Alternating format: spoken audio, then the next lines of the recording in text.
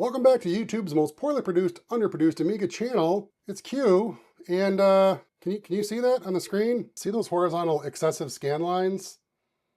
I have to use my phone to see what these buttons actually say.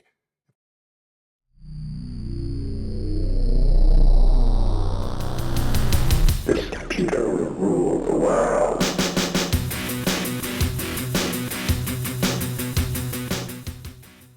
This is a Picasso passing through the Amiga 3000's native output. Right. But it's flicker fixering it because it's a Picasso. Q, it doesn't need to flicker fixer it. It's the 3000. It's got it. True, but regardless, it does it. Now, this craziness, by the way, if we go back to Workbench, goes away. No craziness. Let's go back to LightWave. Okay, all better. Okay, all better. But as soon as I scrub the frame in this scene, this Tron scene I've got loaded, this is what happens. Now, before everyone starts saying, well, Picasso, it's probably old caps, something 3000, blah. No. See, here's what was going to happen. This was supposed to be a 30-minute video of me using LightWave. Finally, for all my LightWave fans out there, I was going to show LightWave and going to do fun LightWave things, showing my Tron scene here and all the cool shots I'm going to be making with it. And it was going to be such a great thing. Like, you know, you've seen these before, Escape Part 1, Part 2. This was Escape Part 3. I was going to talk about shot blocking and how things work and how I had the camera set up. In fact, if we go over here, we'll go to Objects and we'll center on that. And there we go. We can get it here. Yeah, see, like I'm already sort of making the video again for you, just in real time here. Let's zoom out a bit, move the camera over, and then I'm going to set the scene to 200. All right, so yeah, this is a top view, so we're actually looking down the top. The idea was that the light cycle is being chased by a tank. He makes a left, thinks he's going to escape. Oh no, there's another tank there. I'm screwed. So I was going to do, shot 3 was going to be putting a camera behind this tank, looking back this way, so that when the light cycle comes around the corner, we get to see that action. And see, as soon as I start going to the camera view, this is what happens. Now, figure this one out, everybody. And please, if you have any ideas, so I've tried this also on my Amiga 1200 over there. Yeah, with the Mark III flicker fixer, the same damn thing happens. The same exact thing happens. So I'm like, well, that sucks. Let's try an emulator. So I go downstairs, I fire up the iMac, I run FSUAE, and yeah, the same exact thing happens. So I'll think, okay, let's try Crossover for iMac. So Crossover is a new ARM version that in some ways can emulate, WinUEE better than the native version of FSUE on the Mac. I know it's kind of crazy, but it works that way. So you run the Windows version of WinUEE on your Mac ARM using that crossover program. Anyway, has the same problem. It does the exact same thing. I don't know what this is. I've never seen this. I don't know why it's wigging out. And if I let go here and hit load scene, it kind of clears it up again. I don't know if this is copyright protection hits or I've already built, how many scenes have I built in LightWave on this system and all the systems? Many, and I've never encountered this problem. This is completely new. It just showed up. I don't know what's going on. Have any of you ever seen this? Have any of my LightWave followers out there on their Amigas run into this problem? I'm so freaked out about this that like even this, there's like, what is this? Like these zippering lines across the screen. It's like this scene file is generating, yeah, like see that black zipper line, that gray zipper line? What is that? All of them do that. Even the emulator does that. Never seen that before. I have no idea what this scene, what is this scene doing that's causing that? I've never seen that before. I'm having a mild panic attack.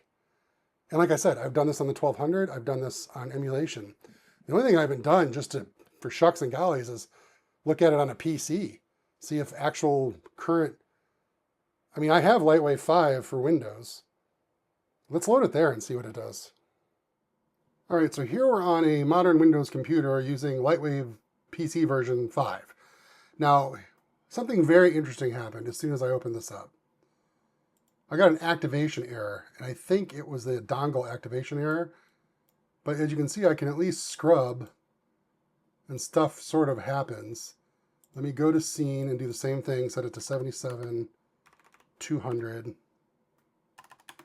Okay, sorry for the handheld jank, but this is a bit, weird. So I'm going to go make preview. We'll do bounding box. Actually, we'll do wireframe. And okay, so wow, that was really, really fast.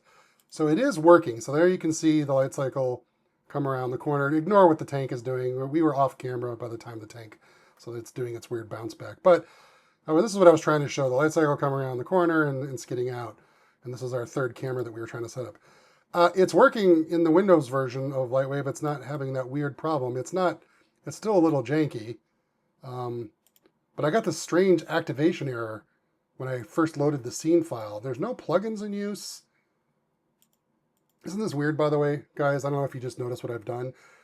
A minute ago, I was on 40-year-old computers using 40-year-old software.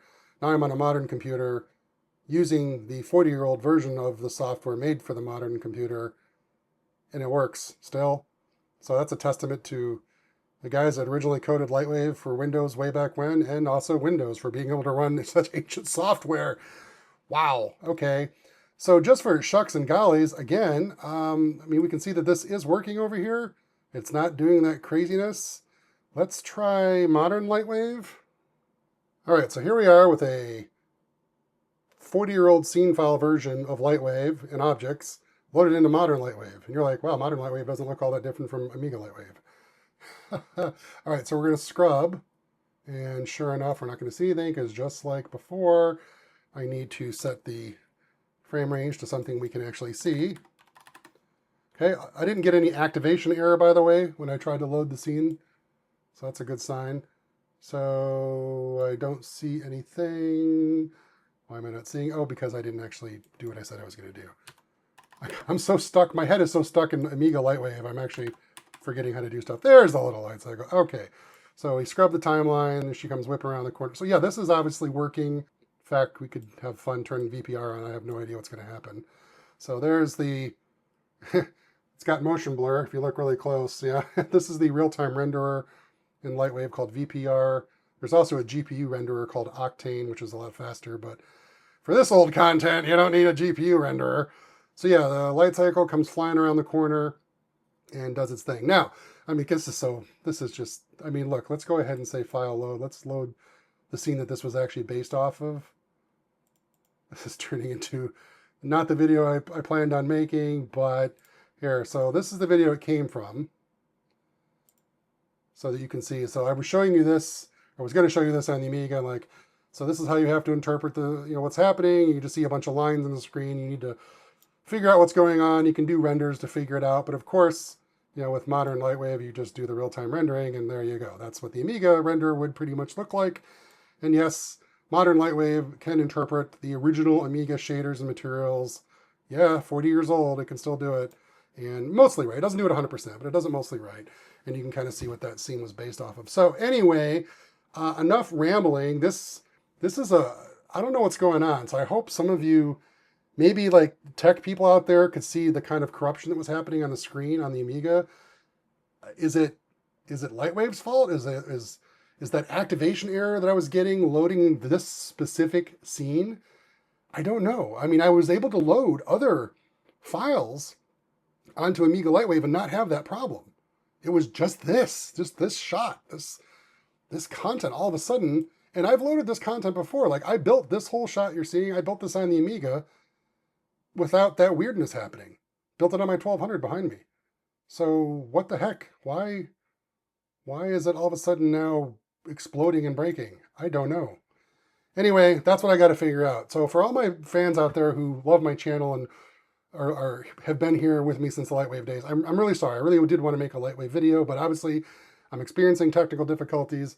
But I did want to actually share that with you, at least that part, that I am thinking of you guys. And I do want to make more LightWave stuff. It is fun, but yeah, I got to figure out this craziness. This is like a big wall. See, it's a wall. It's a big wall in my progress. Kind of like this poor light cycle is going to get crushed by these two tanks. All right, I guess that's it for now. Thanks for watching. I'm done with this video.